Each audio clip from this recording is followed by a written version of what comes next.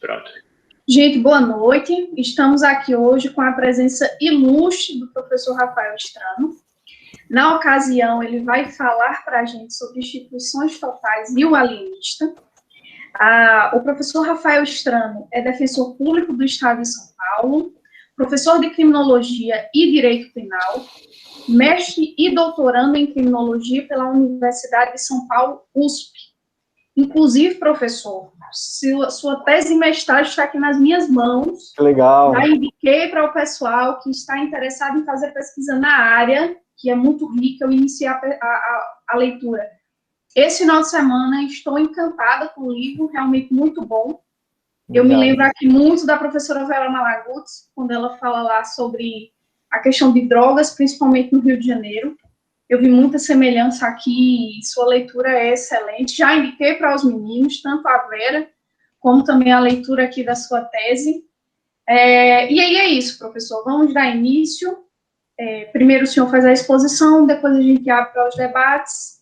E é isso, pode começar, a palavra é sua. Obrigado, Gabriela. Bom, antes de mais nada, eu queria agradecer o convite. Dizer que enfim, é uma honra participar desse grupo de estudos com vocês. E como eu estava falando agora há pouco, eu acho muito legal, de verdade, ter um grupo de estudo específico para estudar criminologia, que é uma matéria que os alunos, geralmente, enfim, estamos falando alunos de graduação de Direito, né, e dificilmente a gente tem essa matéria na faculdade. Eu não tive, nem como optativa, quando me formei. Eu fui aprender depois, e aí fui fazer a pós-graduação, etc. Então, saber que tem tanta gente interessada em estudar a matéria é muito legal, muito gratificante, por isso que eu fiz questão de participar aqui e tentar conversar aqui com vocês sobre criminologia, sobre essa fase da criminologia, ali por volta, entre a década de 60 e a década de 70, como a professora Gabriela mencionou, é uma fase muito importante na história da criminologia, né? Ela rompeu ali com paradigmas anteriores que estavam preocupados, né, com modelos de análise criminológica anteriores que estavam exclusivamente preocupados em descobrir a causa do crime. A partir ali da década de 70, a criminologia passa a se preocupar, inclusive, com a reação social, como vocês viram aí nas reuniões anteriores do grupo. Então, eu estava conversando aqui, agora há pouco, como que eu montei, mais ou menos, a exposição. A minha ideia é mostrar para vocês, a gente percorrer um pouco de história de criminologia, até mais ou menos aí esse momento de ruptura paradigmática do Labeling Approach. E a partir daí eu vou começar a mencionar, eu tenho uma apresentação que eu vou colocar aqui daqui a pouquinho, alguns tópicos interessantes em relação especialmente à obra do Irving Goffman, notadamente Manicômios, Prisões e Conventos, né, e o estigma também que eu coloquei aqui na bibliografia. Eu vou passar uma bibliografia também para quem tiver interesse na matéria. Posso compartilhar um slide com vocês? Porque aí eu vou passando os tópicos, vocês vão dando uma olhada. Claro, professor, pode ficar à vontade. Só ver se eu consigo compartilhar aqui. Não é isso. Espera aí. Bom, vamos falar então sobre instituições totais hoje. Deixa eu entrar aí o slide que a gente já conversa. Já apareceu para vocês o slide? Já sim. Então tá bom.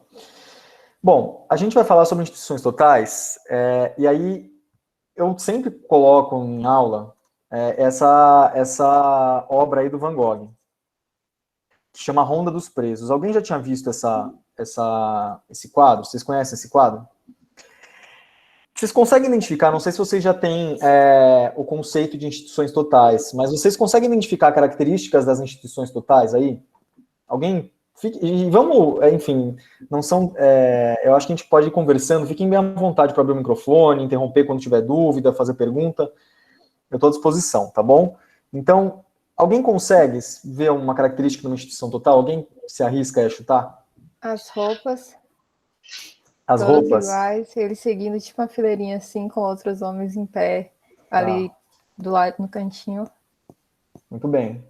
Muito bom. As roupas, a gente vai falar um pouco sobre prisionerização daqui a pouco, essa ideia de que eles são inseridos ali num local em que todo mundo adota o mesmo comportamento, se veste da mesma maneira, tem o mesmo lugar para fazer as refeições, o horário do lazer, o horário enfim, do estudo. Mas que mais? Muito bem, os uniformes, né, é uma característica das instituições totais. O que mais que vocês conseguem enxergar aí como característica das instituições totais? Eu acho que uma das características principais que me chama a atenção nesse quadro são as muralhas, porque as muralhas representam a separação física das pessoas que estão dentro das instituições totais para as pessoas que estão fora. Então, as muralhas são uma característica importante. O fato de eles estarem fazendo a mesma coisa juntos. Então, todo mundo que está na instituição total tem os mesmos horários e tem que fazer as mesmas coisas em conjunto com outras pessoas que estão na mesma situação, sob o olhar de uma única autoridade, que no caso está representada ali pelos vigias, pelos guardas, né? Ali no canto direito. Então, acho que esse quadro ele é a maior ilustração aí do que é uma instituição total. Mas a instituição total não é só presídio, né? A instituição total, na verdade, é um conceito que o Goffman usou para explicar uma série de locais, uma série de instituições que têm as mesmas características. E aí, por isso, até o nome do livro, pela tradução brasileira aqui, inclui os manicômios, mas no livro ele menciona outros. Ele menciona campo de concentração, enfim. Ele vai até a escola, aquelas escolas em regime integral, tipo escola do Harry Potter, assim, que o aluno fica o dia inteiro na escola.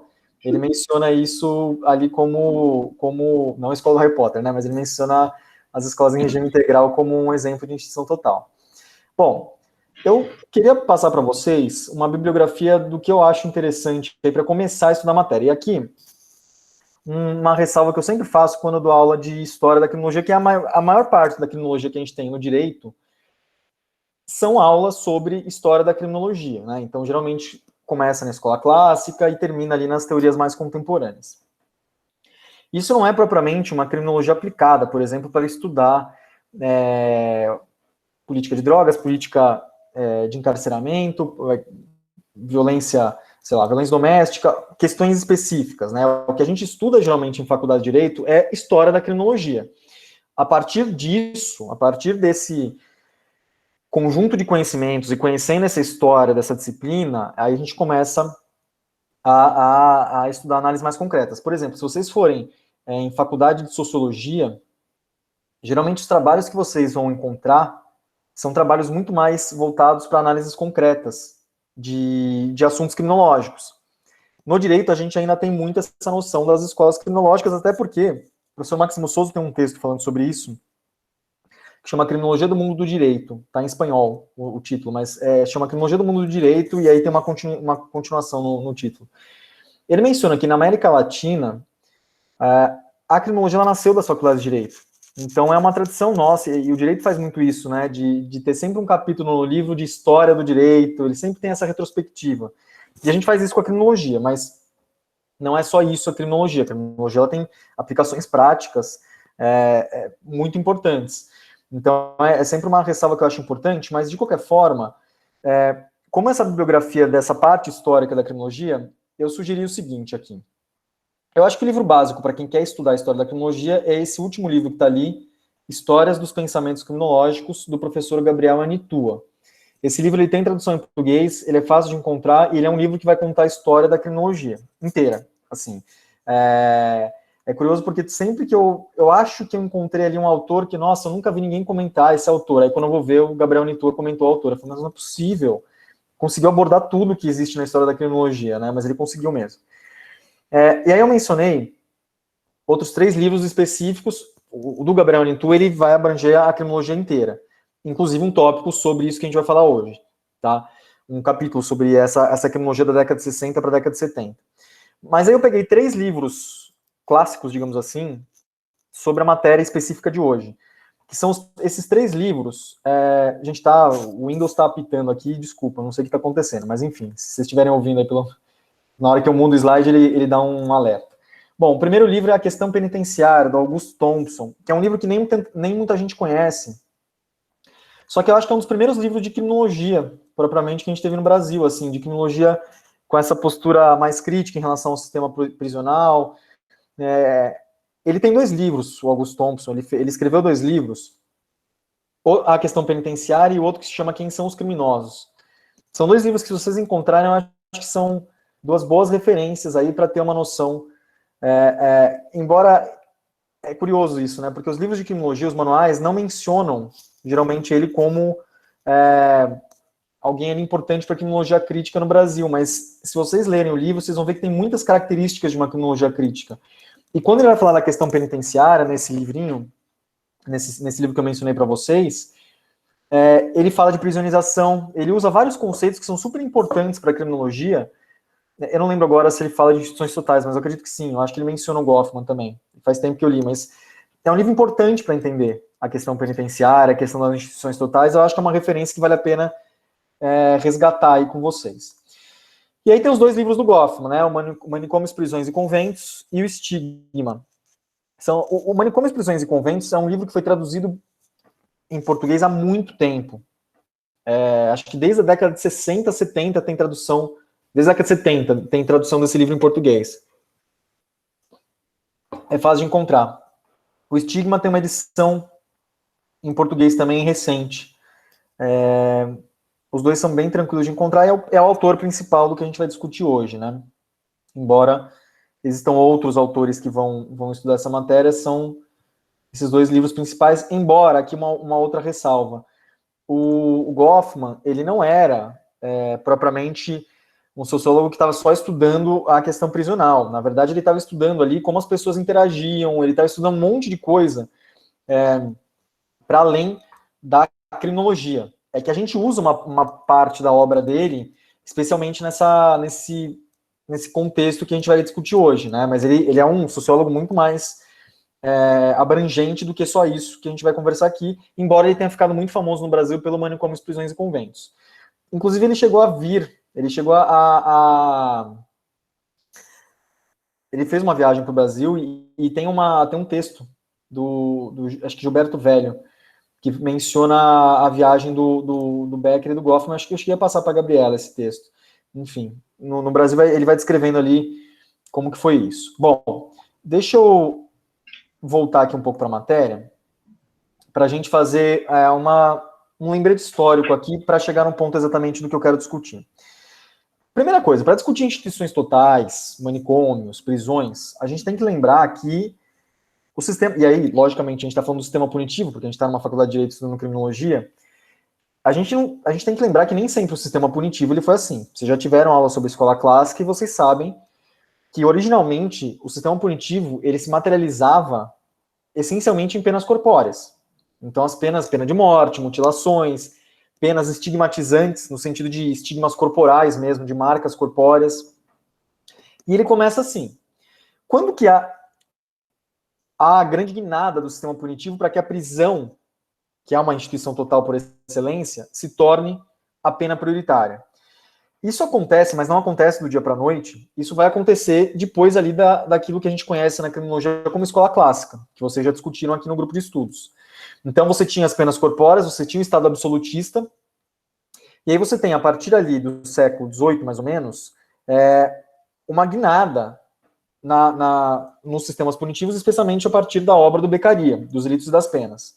É ali que o iluminismo ele é incorporado no direito penal, e é aí que há todo um regramento de princípios e garantias para que ele não seja aquele direito penal de sangue, vingativo, que era o direito penal do absolutismo. Uma curiosidade, não foi assim. Não foi do dia para a noite que mudou. Tinha um monte de pena de morte, etc., o castigo como espetáculo público. A coisa não mudou do dia para a noite. Tanto que, por exemplo, na França, as penas corpóreas elas continuaram até depois da Primeira Guerra Mundial, guilhotina. Elas continuaram. Então, essas transições, elas foram lentas. E quando a gente fala de Brasil, esse é um dos temas que a gente está estudando no grupo de estudos aqui do BCCRIM, foi o tema do primeiro encontro. A gente tem que lembrar que quando o iluminismo começou a aparecer lá na França, ou na Itália, do Beccaria, e o direito penal começou a se modificar em razão do iluminismo, a gente tem que lembrar aqui que no Brasil era uma sociedade baseada na escravidão. Então, quando esse iluminismo chega no Brasil, especialmente ali no Código Criminal do Império, ele é absorvido. Os sujeitos que fizeram o Código Criminal do Império, eles estudaram em Coimbra, eles tinham acesso às doutrinas iluministas. Mas quando isso é absorvido aqui, há uma bifurcação. Você tem penas iluministas para a população e penas corpóreas, mantinham a pena corpórea para a população escravizada. Então, Enfim, só para pontuar isso, é uma fase importante da criminologia, mas para ler com ressalvas essa parte histórica da criminologia.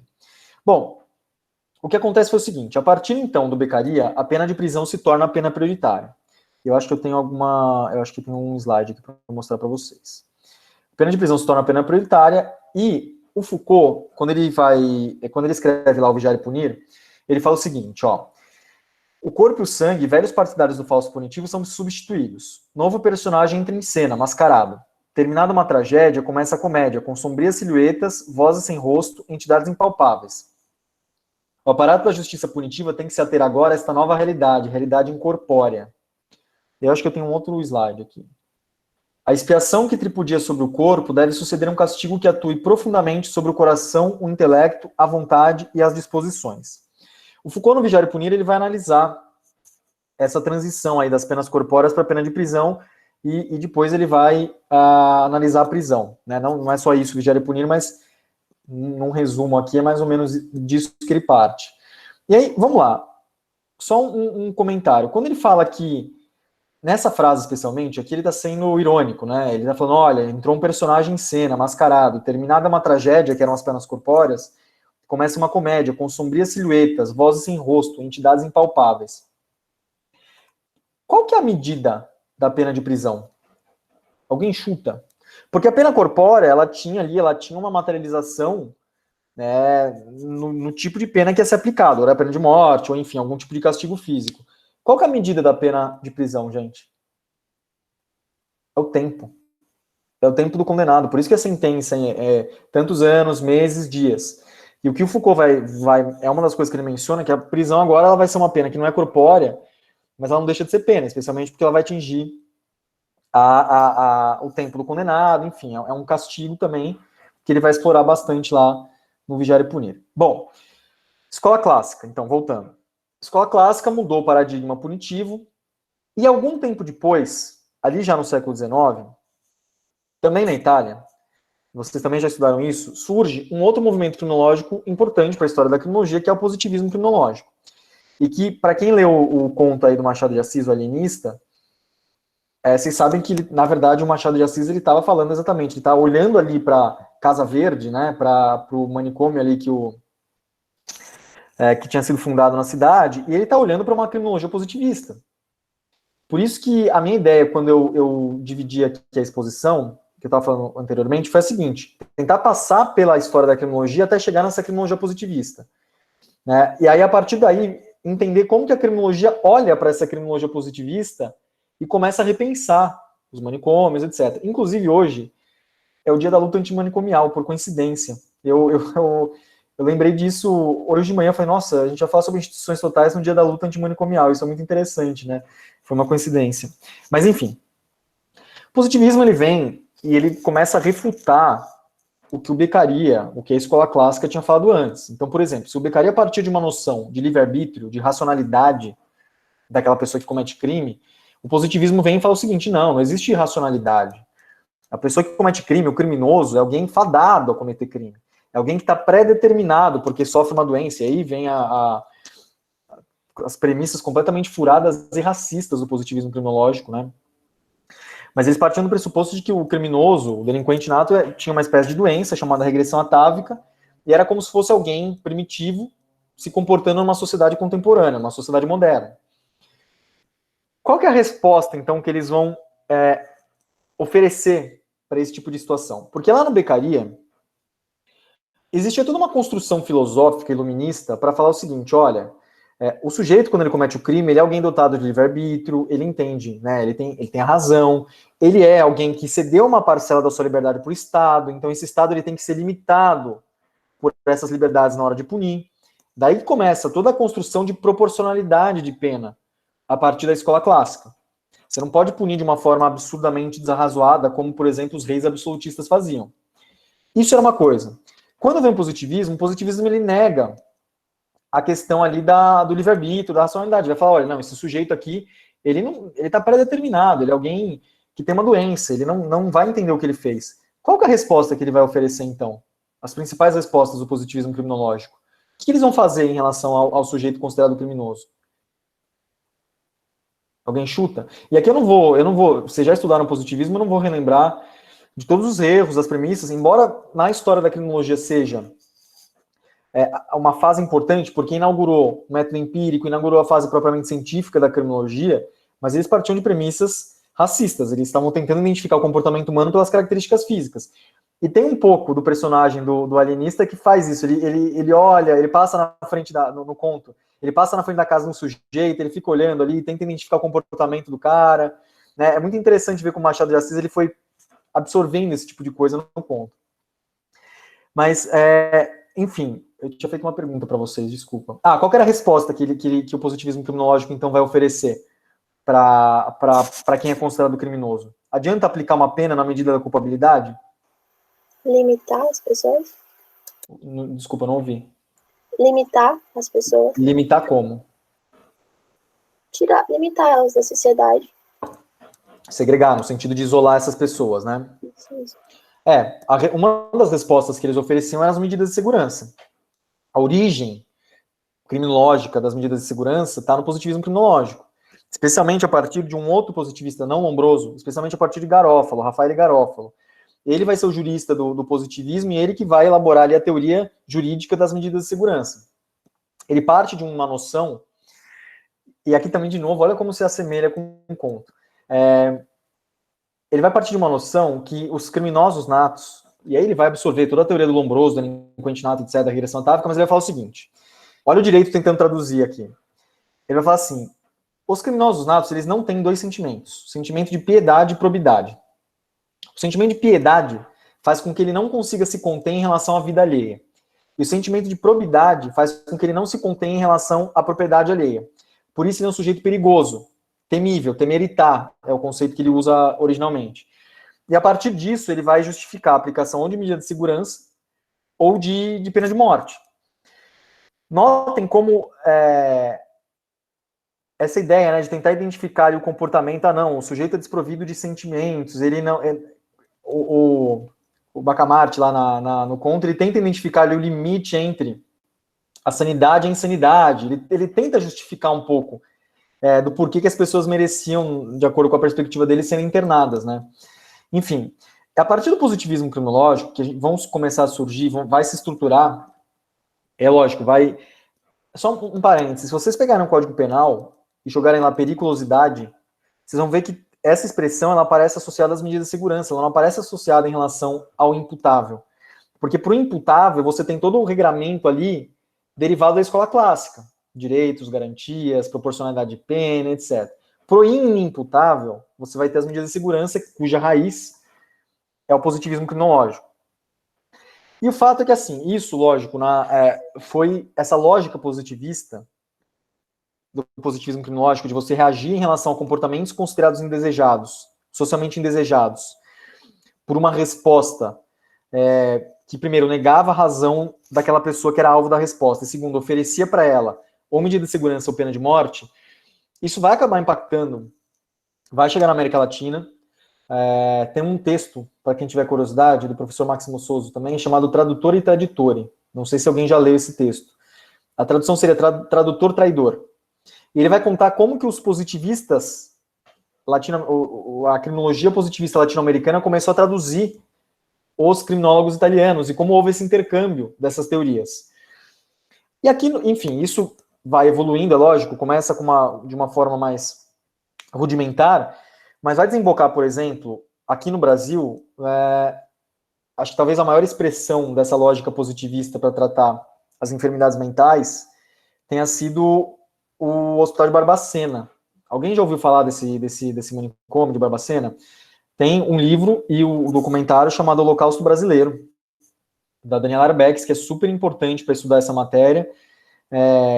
E o Nilo Batista, o professor Nilo Batista, que existe um atalho para estudar isso que a gente vai estudar hoje, que é o livro do professor Nilo Batista sobre Machado de Assis. Eu não sei se vocês conheciam esse livro. Ele vai comentando os contos do Machado de Assis, e ele tem uma parte que ele comenta o alienista. E ele vai falar o seguinte, que ele menciona o manicômio de Barbacena. Ele fala que o Machado de Assis, ele olhou assim para... Quando ele faz, e lógico, muito antes, né? A Casa Verde aqui talvez tenha sido a maior expressão do que depois virou a colônia de Barbacena, né? Enfim, ele fala assim, o Machado de Assis teve uma compreensão exata das alianças recíprocas entre a psiquiatria e o poder político. Olha que interessante isso, e isso fica muito claro no conto, né, no Alienista. Depois eu retomo esse livro do professor Nilo, chama Machado de Assis, Criminalista. É um livro, não é tão antigo assim, acho que é 2018, deve ser. Enfim, é um livro tranquilo de encontrar, é bem interessante para quem quiser estudar a obra de Machado de Assis pelo ponto de vista criminológico. Mas, assim, não foi só nessa questão dessas instituições totais psiquiátricas que começaram a surgir que o positivismo criminológico se manifestou. Você vai ter uma evolução dessa lógica de tratar os enfermos mentais, por exemplo, na psiquiatria americana, ali até mais ou menos a década de 60. Então, o uso desmedido de eletrochoque para tratar qualquer tipo de comportamento que não era esperado pela sociedade. Né? Então, olha, a pessoa ela está se mostrando ali um pouco dissonante em relação ao que a gente espera dela, manda lá para fazer eletrochoque ou interna em algum manicômio. Né? Essa era uma psiquiatria que ela era utilizada analogamente a um poder punitivo. Só que a criminologia não estava preocupada com isso.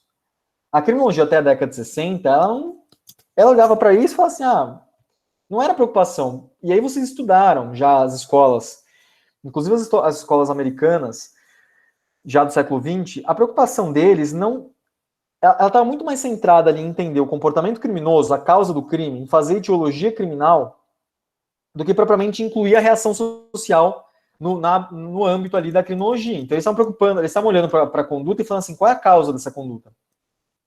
Por que esse indivíduo cometeu o crime? Né? Era essa a preocupação da criminologia. Você tinha, de um lado, uma criminologia sendo utilizada ali para, por exemplo, acho que foi a Vitória que mencionou, para isolar, né, para você separar essas pessoas que eram consideradas indesejadas, e ninguém falava nada, a criminologia não se preocupava com isso. Quando que isso entra na preocupação criminológica, digamos assim? Essa preocupação surge, e ela somente pode surgir na história da criminologia, ela somente pôde surgir na história da criminologia pós-labeling approach. E é aqui que tem uma ruptura, vocês já viram isso no encontro anterior de vocês, a partir da teoria do etiquetamento. Vamos voltar para o slide? Peraí, tem alguém com a mão levantada?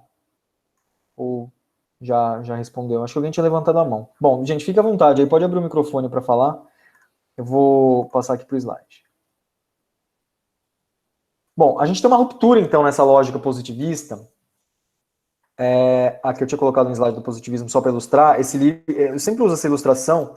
Eu tirei do livro Espetáculo das Raças, da antropóloga Lilian Schwartz. É uma ilustração feita pelo próprio Lombroso, em que ele estava tentando identificar o comportamento de sujeitos que ele considerava virtuosos, né, com virtudes.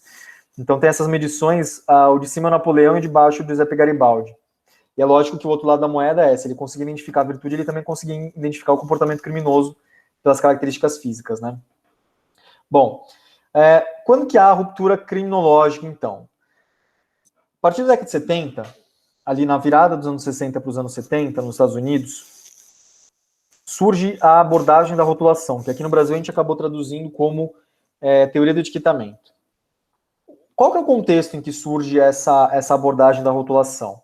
Essa abordagem ela vai surgir num momento histórico em que os Estados Unidos não eram mais aquela sociedade absolutamente coesa como ela foi no Guerra Mundial e no começo do pós-guerra. Você tinha ali um contexto histórico na Segunda Guerra Mundial de união nacional, né? Até porque tinha tido Pearl Harbor, enfim, eles estavam ali, a sociedade americana concordou em lutar aquela guerra, enfim, e especialmente no pós-guerra, foi um momento de prosperidade, enfim. Já na década de 60, qual que era a principal guerra ali do final dos anos 60 que os Estados Unidos estavam travando? Qual que era, assim, o que estava acontecendo na sociedade americana nessa época? Guerra Fria, né? A Guerra Fria, cujo principal, ou pelo menos o conflito que marcou mais os Estados Unidos, que mais marcou os Estados Unidos, foi a Guerra do Vietnã. Tem um documentário muito interessante do Ken Burns sobre a Guerra do Vietnã, que ele vai explicar todo esse contexto, porque ele vai misturando a exposição sobre a guerra em si e sobre como a sociedade americana estava encarando aquilo lá. nesse momento que há a Guerra do Vietnã, a sociedade americana ela começa a não ser tão coesa como ela era antes, porque boa parte das pessoas começa a não entender o que estava acontecendo, por que estavam mandando aqueles jovens para o Vietnã, ou os caras voltavam mortos, ou mutilados, enfim, e começa a ver ali uma discordância. Ao mesmo tempo, era uma sociedade institucionalmente machista e racista, como tem tantos filmes que mostram isso também. E a partir desse momento começaram a surgir grupos contraculturais que se insurgem contra esse modelo vigente e que foram reprimidos. Tem o filme 7 de Chicago agora, né, que foi relativamente... faz pouco tempo que lançaram, né? Que ilustra bem esse contexto histórico, né, da repressão ali à contracultura na década de 60 e 70. Por que isso importa para a criminologia? Porque a criminologia vai olhar para isso e vai falar o seguinte, olha, peraí, condutas que nem eram tão consideradas tão graves, né, que, enfim, que não eram reprimidas, passaram a ser com um ímpeto muito grande, o foco do sistema punitivo passou a ser direcionado para a repressão dessas contraculturas. É a partir daí que a criminologia começa a entender que, para você analisar se uma conduta é criminosa ou não depende tanto da conduta. Porque a conduta ela vai ser igual. Independentemente do lugar em que você estiver, a conduta vai ser a mesma. Para ela ser considerada criminosa ou não, depende de como a sociedade, naquele momento histórico, encara e interpreta aquela conduta. É daí que surge a perspectiva de reação social. É a partir daí que a criminologia ela vai falar o seguinte, olha, não, agora o que interessa pra gente não é mais ficar perguntando qual é a causa do crime. Agora o que interessa pra gente é virar a lente e perguntar por que a sociedade reage em relação àquela conduta, rotulando aquela conduta como criminosa. É a partir daí que os processos de criminalização e as respectivas instituições responsáveis pela criminalização de condutas, elas entram na preocupação criminológica, no âmbito de análise da criminologia, a partir do labeling. Isso tem que ficar muito claro para vocês, eu acredito que já tenha ficado, porque vocês já discutiram isso anteriormente. Essa guinada da criminologia. Sem isso, sem essa guinada, a gente não poderia estudar, hoje em dia, por exemplo, dentro lá do crime, processo de criminalização, processo de prevenção, mesmo dentro da vitimologia, a vitimologia, que vocês vão ver mais pro final dos encontros de vocês, a vitimologia, durante muito tempo, ela foi positivista. Eles estavam tentando classificar o que seriam ali as vítimas natas, digamos assim. Ela foi uma vitimologia positivista. Ela só muda para começar a estudar processo de vitimização, vitimização primária, secundária, terciária, ela só muda a partir do labeling. Olha a importância do labeling, olha como ele muda a criminologia. Né? A criminologia crítica que veio depois, ela só surgiu porque antes teve um labeling. Né? Dificilmente ela teria tido força para dar essa guinada se não tivesse ali um labeling anterior, embora o Punição e Estrutura Social ele seja anterior, né? Ele é de 1939, mas a criminologia crítica propriamente ela surge um pouco depois do labeling approach. Enfim, sem desviar da matéria aqui, voltando para as instituições totais. O que acontece é o seguinte, eu tenho até alguns trechos aqui que eu tinha separado para ler para vocês. A partir então do labeling approach, se você tem 4 objetos da criminologia, crime, criminoso, vítima e controle social, a partir do labeling, o criminoso deixa de ser ali o objeto mais estudado por essa criminologia do labeling. Mas é lógico que as outras teorias, isso é uma coisa importante de falar quando a gente fala de escolas criminológicas. As teorias etiológicas, elas continuaram existindo, tá? Não é porque existia um labeling que pararam de estudar criminalidade pela perspectiva da escola de Chicago, por exemplo. Elas continuaram existindo de formas paralelas, assim. Mas abriu essa nova abordagem, né? Então agora é possível não focar tanto no criminoso e focar na reação social. Quando a reação social ela entra ali no horizonte da criminologia, as instituições começam a ser analisadas. Então é a partir desse momento que, por exemplo, a prisão passa a ser analisada no âmbito da criminologia. Até então ela não era objeto de estudo da criminologia.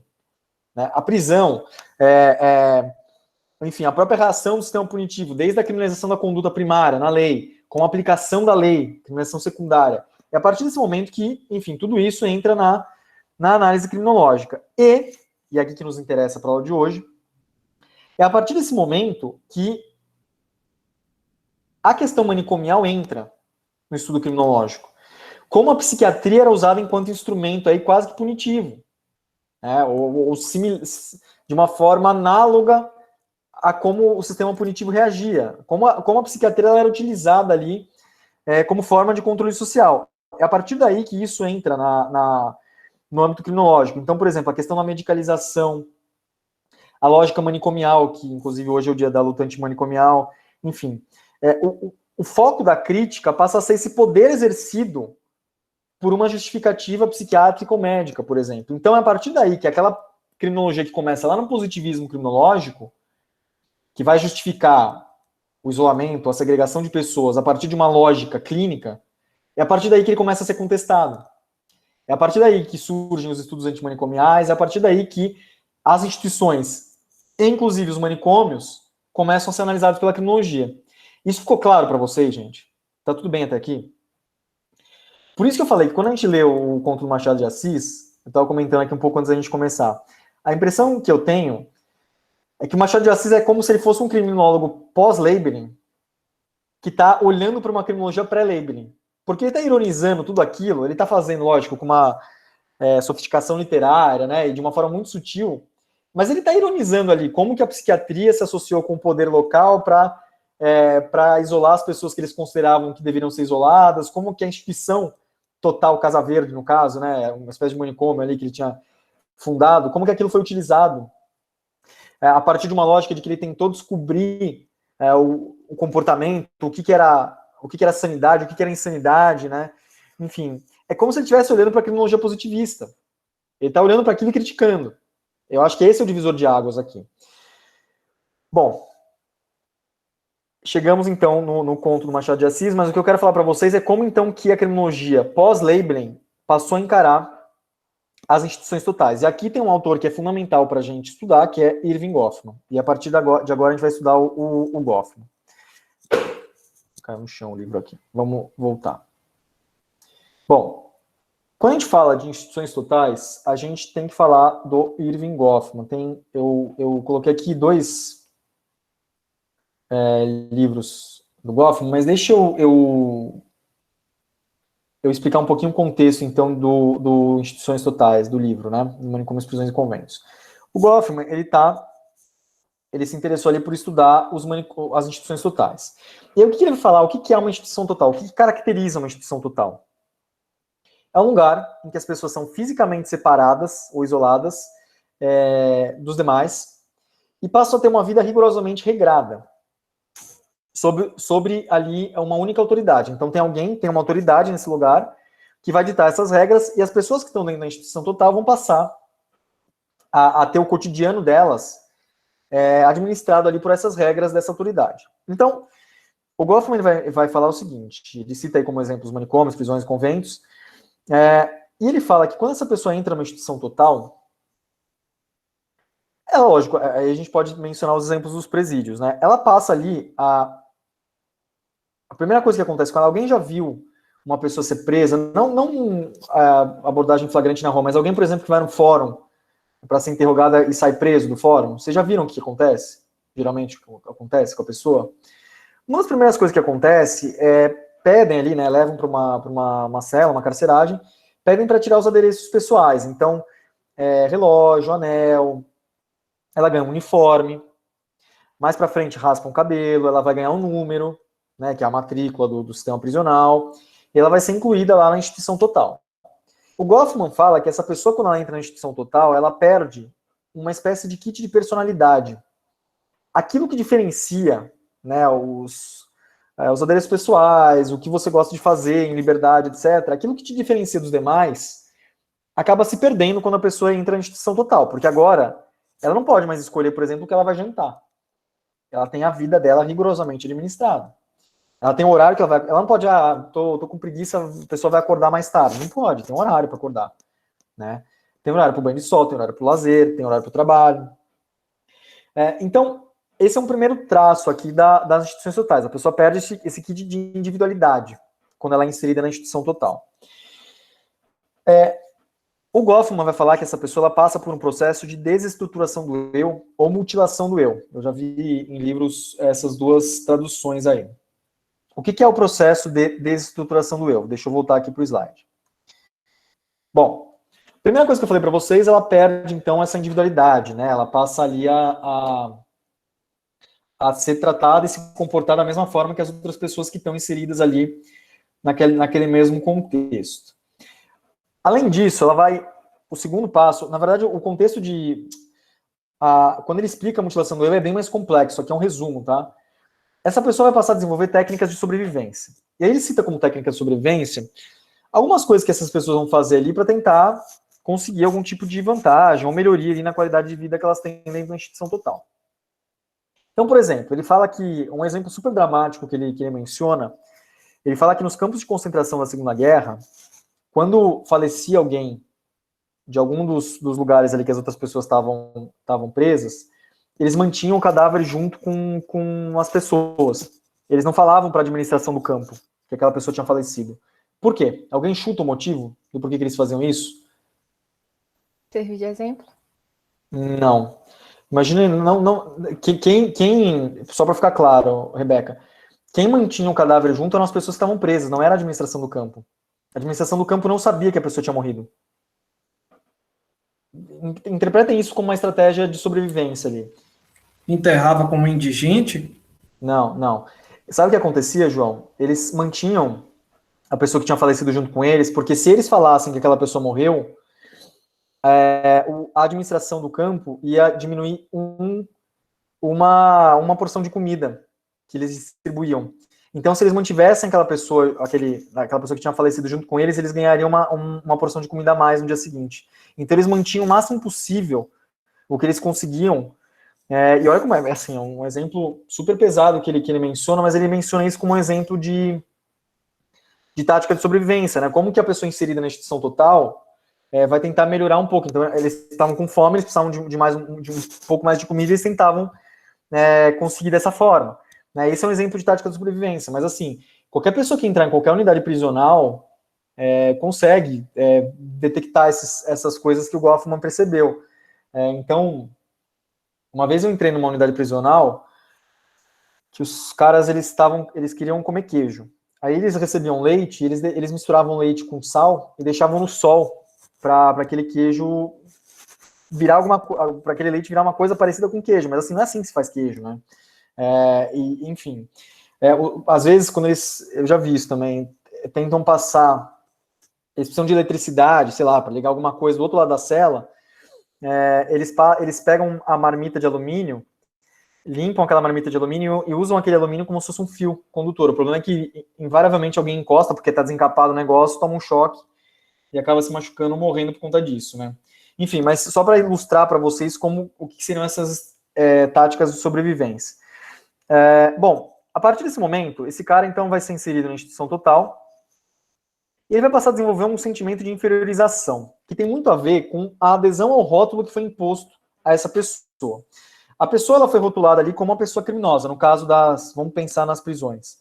Ela foi rotulada como uma pessoa criminosa, e aí ela é inserida na instituição total com outras pessoas que também têm o mesmo rótulo. Chega um momento que de tanto ouvir esse rótulo, de tanto entender que ela está no mesmo contexto com outras pessoas, que ela passa a se sentir inferior em relação a quem está fora. E ela adere ao rótulo. Então estão falando que eu sou criminoso, eu de fato devo ser o criminoso. E aí a pessoa passa a aderir a esse rótulo. Qual que é a consequência disso, que é o último passo ali da mutilação do eu? Ela passa a acreditar que o lugar dela é dentro da instituição total e não fora. Ela passa meio que a pertencer à instituição total, digamos assim. Isso tem um problema muito grande em termos criminológicos. Vocês já viram o filme Carandiru? Ou leram o livro Carandiru? Vocês lembram de um dos presos que é retratado no filme? Que é um dos presos mais velhos, que está lá há mais tempo, e no momento em que ele é solto, que dão uma vara de soltura para ele, vocês lembram o que acontece com ele? Ele para, abrem a muralha, abrem o portão do presídio, ele para assim, ele olha para fora, olha para dentro e não sabe o que fazer. Ele fica parado na linha divisória entre a parte interna do presídio e a parte externa. Ele não sabe o que fazer. Ele ficou tantos anos ali dentro da instituição total, ele sofreu já tanto esse processo de mutilação do eu, que ele acha que o lugar dele é lá dentro. Ele perdeu o contato com quem ele tinha fora, ele perdeu a individualidade que ele tinha fora, ele vai achar que o lugar dele é lá dentro. Fala, João. Ô, professor, boa noite. Desculpa interromper o senhor. Eu queria saber se essa ideia de mutilação do eu não é uma estratégia psicológica para fazer com que esses indivíduos rotulados criem essa mentalidade de pertencimento à sociedade, não, como eu posso dizer, não tragam, aspas, essas maldades para a sociedade externa. Por exemplo, é como se fosse um jogo psicológico para a pessoa achar que o lugar dela é aquilo ali, criado, extremamente criado para a pessoa achar que é aquilo ali, que ela não pertence mais àquele mundo. No sentido Aquele de mundo uma... externo que eu digo a sociedade Eu civil. entendi a sua pergunta, João. No sentido de ser um componente da repressão para inibir o comportamento criminoso. É nesse sentido que você está falando, né? Isso. Eu acho que, assim, João, talvez como decorrência disso, mas quando o Goffman vai estudar, ele estuda isso como algo espontâneo, ele verifica isso como uma lógica psicológica, como você bem diz, mas que não é induzida. Ela é induzida pela própria instituição total, mas não como se tivesse alguém provocando essa lógica, entendeu? É algo que surge como uma decorrência das pessoas que estão ali inseridas. Fala, Rebeca. Ora, só aproveitando, essas técnicas de sobrevivência e essa crença de pertencimento justifica, às vezes, alguns criminosos adentrarem em facções, tipo, como uma forma de sobrevivência dentro do presídio. Talvez, mas essa questão é um pouco mais complexa, porque quando o Goffman estudou, ele não estava estudando esse tipo de comportamento, né? Ele não chega a estudar esse tipo de comportamento.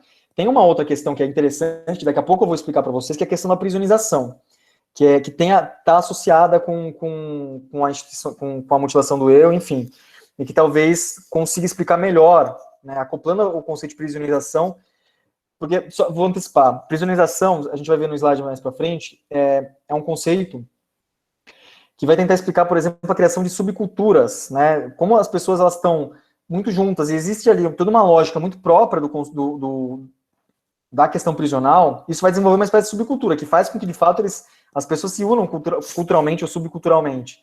E talvez isso, Rebeca, explique melhor a tua pergunta. Não necessariamente a mutilação do eu, mas é lógico que a mutilação do eu favorece a adesão ao rótulo. E aqui vem a pergunta que eu queria fazer para vocês.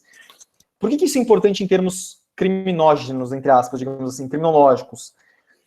Porque, geralmente, quando as pessoas vão discutir a reincidência criminal, elas falam assim, a reincidência é muito alta, porque as unidades prisionais não têm oportunidade de trabalho, não têm oportunidade de estudo, etc. Isso favorece a reincidência. Ok, dá para explicar a reincidência criminal a partir de uma perspectiva de estrutura mesmo do sistema prisional. Mas não é só isso. Se você está falando de uma pessoa que perdeu a individualidade, aderiu a um rótulo, acha que o lugar dele é dentro da instituição total e não fora, e que depois vai se prisionizar e que vai ser estigmatizado, eu já vou explicar isso para vocês daqui a pouquinho. Vocês concordam que tem ali componentes que vão favorecer a reincidência? Não no sentido de justificar, mas no sentido de, olha, a vida... O Goffman tem uma frase, daqui a pouco eu mostro a frase e a gente retoma esse ponto aí. Podemos avançar? Posso? Pode sim, professor. Tá bom.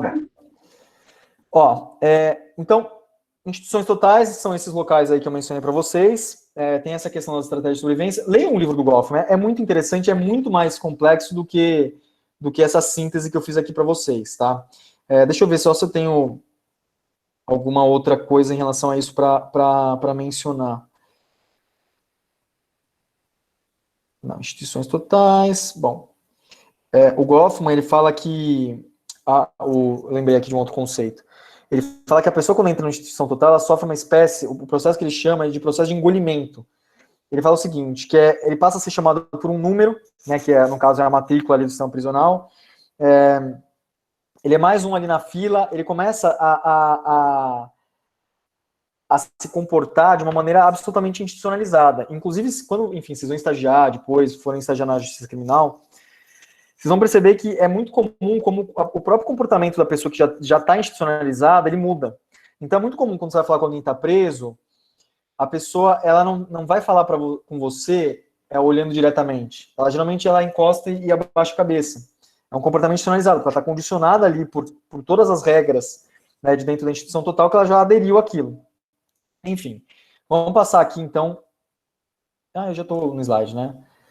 Bom, vamos falar de um segundo livro do Goffman, que é um livro bem menor do que o Manicômios, Prisões e Conventos. Eu acho que vale a pena ler para quem tiver interesse nessa matéria, que é o livro Estigma. Eu até coloquei a capa do livro aí. O que o Goffman vai falar? Ele tem eu tirei aqui do slide, mas depois eu volto. Ele começa o livro contando a história de no prefácio do livro, é uma história fictícia, mas ele narra a história de uma mulher que, como se ela estivesse escrevendo para um jornal lá da época, aqueles jornais que davam conselhos, enfim. E aí ela escreve e fala assim, olha, eu sou uma menina tal, inteligente, meu pai fala que eu sou bonita e etc, mas eu não arranjo namorado, porque eu nasci sem nariz. E o Goffman, é o prefácio do livro esse, é essa carta, né? E ele usa esse exemplo, no caso uma marca corpórea, né, para começar a explorar a questão do estigma. O que é o estigma? O estigma pode ser uma marca corpórea, como no caso desse exemplo que ele fala, dessa moça, ou pode ser uma marca social. Ele vai dar vários exemplos, né? E o que é interessante na obra do Goffman? Como ele vai estudar o comportamento social, então como as pessoas interagem com os outros e como os outros interagem com as pessoas, interpretando ali certos papéis, o que ele fala é que a pessoa que tem o estigma, ela é tratada de uma forma diferente pela sociedade, e a pessoa estigmatizada, ela também ela encara a sociedade de uma forma diferente. Tá? E o Goffman vai explorar isso nesse livro. Lógico, voltando aqui, pegando esse exemplo para a criminologia, por que isso nos interessa? Porque ele tem uma frase que eu uso para ilustrar essa matéria, que é a seguinte, olha essa frase que interessante. Volta o PowerPoint. Aqui. Ele fala assim, acreditamos que alguém com estigma, né, o senso comum, vê a pessoa estigmatizada como alguém que não é completamente humano. Com base nisso, fazemos vários tipos de discriminações, através das quais, efetivamente, muitas vezes, sem pensar, reduzimos as suas chances de vida. Ele vai explorar um pouco o preconceito, né, e como essas discriminações elas vão prejudicar demais a pessoa que carrega esse estigma. Isso pode ser um estigma, no caso físico, que ele menciona alguns exemplos, mas também podem ser estigmas sociais. Então, um dos exemplos que ele menciona, só por curiosidade, ele fala assim, que tinha uma moça que jogava futebol e ela tinha alguma coisa na perna, algum tipo de deficiência na perna, mas ela toma um carrinho no meio do jogo de futebol. Só que ela estava bem, ela estava jogando futebol, estava ok. Na hora que ela toma o carrinho, o time inteiro vai em cima dela e fala, nossa, mas você está bem? Aconteceu alguma coisa? Muito preocupado. E ela fica irritada, ela fala, não, eu tô bem, gente, só quero jogar futebol. Com isso, ele está mostrando a interação e os preconceitos e as discriminações feitas a partir do estigma. Bom, vocês já devem ter deduzido em relação ao ponto aqui que a gente está falando. Pensa uma pessoa que entrou numa instituição total e que vai arcar com estigma, ela vai carregar esse rótulo, né? Esse rótulo do criminoso, do bandido, da pessoa que passou pelo sistema prisional. É por isso que a gente fala que as penas, elas são estigmatizantes. Não mais naquele sentido, ou pelo menos não mais a regra é essa, no sentido lá do pré-becaria, no sentido de penas corpóreas estigmatizantes, né, de mutilações, etc. Mas elas são estigmatizantes porque a pessoa carrega esse rótulo de criminoso, de bandido, etc., para sempre, praticamente. Né? Isso também favorece a reincidência. Porque qual que é o ponto? Se a pessoa tem 2 currículos numa entrevista de trabalho, uma de uma pessoa que passou pelo sistema prisional, de outra pessoa que não passou, qual a probabilidade da pessoa que passou pelo sistema prisional ser admitida no emprego? É muito menor. Por isso que eu acho que essa frase do Goffman é tão emblemática, no sentido de redução das expectativas de vida, né? das possibilidades de vida. Por fim, e aí eu já estou terminando, para a gente conversar um pouco sobre o conto que vocês leram, eu queria passar um outro conceito que eu acho importante quando a gente fala de instituições totais. Ô, professor, Diga, Gustavo. esse negócio essa rotulação do camarada que passou pelo sistema prisional não seria algo mais enraizado na sociedade? Você citou o exemplo de 2 currículos. Uma pessoa que passou pelo sistema prisional e uma pessoa que não passou. A probabilidade seria uma resposta um pouco óbvia, seria maior do que a pessoa que não passou, né? A pessoa que não passou, né? Mas não seria algo enraizado na sociedade? É enraizado na sociedade, tem a ver com o senso comum, tem a ver com as concepções sociais e tem a ver com o estigma, porque o estigma gera essa reação social. É isso que eu mencionei para vocês. Gustavo, bem observado. Não, quando a gente está falando de estigmas, não se trata só da forma como a pessoa encara a sociedade, mas essencialmente de como a sociedade encara a pessoa. Né? Então você tem total razão, é a forma como a sociedade está encarando mesmo aquela pessoa ali que carrega um estigma, seja um estigma, no caso do sistema punitivo, estigma social, né? Deixa eu passar o último conceito para vocês, que aqui é propriamente o conceito de prisionalização. Eu peguei justamente do livro do Augusto Thompson. Olha o que ele fala. Ele fala assim: prisionalização é a adoção em maior ou menor grau do modo, dos costumes, dos hábitos e da cultura geral penitenciária. O que ele vai chamar aqui de cultura geral penitenciária, que a gente poderia definir aí também como uma subcultura, né? Existem grupos subculturais que acabam surgindo, porque, enfim, as pessoas estão confinadas ali no mesmo lugar, elas acabam se identificando, elas vão falar as mesmas gírias, elas vão ter os mesmos hábitos. Para quem tiver interesse em pesquisar isso, quem desenvolveu o conceito de prisionalização foi um criminólogo americano chamado Donald Klemmer. Donald Klemmer, tá? Então, vale a pena para quem tiver interesse aí em estudar. E o que o Klemmer vai falar é o seguinte, que a prisionalização, ela deriva aí de dois fatores. Primeiro, a quantidade de tempo que a pessoa fica confinada. Quanto mais tempo, mais ela se prisioniza e mais ela adere a essa lógica aí da subcultura prisional. E, além disso, depende da estrutura psicológica. Se a pessoa, ela tinha... O que o Thompson e o Klemmer vai falar é o seguinte. Se a pessoa já tinha, digamos, problemas de socialização anteriores, né? Então, por exemplo, se ela não recebeu uma boa educação, etc., a chance dela se prisionizar é muito maior do que aquela pessoa que tinha uma estrutura melhor, digamos assim. Então, são essas duas variáveis aí do processo de prisionalização, pessoal. E aí, a pessoa acaba somando tudo isso, estigmatização, mutilação do eu e prisionalização, ela vai deslizar, né, para esses padrões ali do rótulo. E isso vai favorecer a reincidência. Era esse o ponto que eu queria chegar para vocês. Mas, enfim, o que mais que eu tenho para falar aqui? Uma coisa interessante que a prisionalização vai falar também é a seguinte, que quando a gente estuda a prisionalização, é muito comum que esses hábitos, essas gírias, até mesmo os horários, né, as regras ali de convivência, elas acabem atingindo também aquelas pessoas que são responsáveis pela administração daquela unidade prisional ou daquela instituição total, que vão ter que acabar seguindo aquelas mesmas regras, no sentido de eles também têm os mesmos horários, eles vão acabar falando as mesmas gírias, né? O que os estudos sobre prisionalização, lá desde o Klemmer e o Thompson vai falar isso também, é que especialmente nos funcionários que têm um contato direto com a população prisional, eles também acabam sofrendo uma espécie de prisionalização. Eu acho muito interessante, o Drauzio Varela tem aquele livro Carcereiros. Se alguém já leu, eu acho...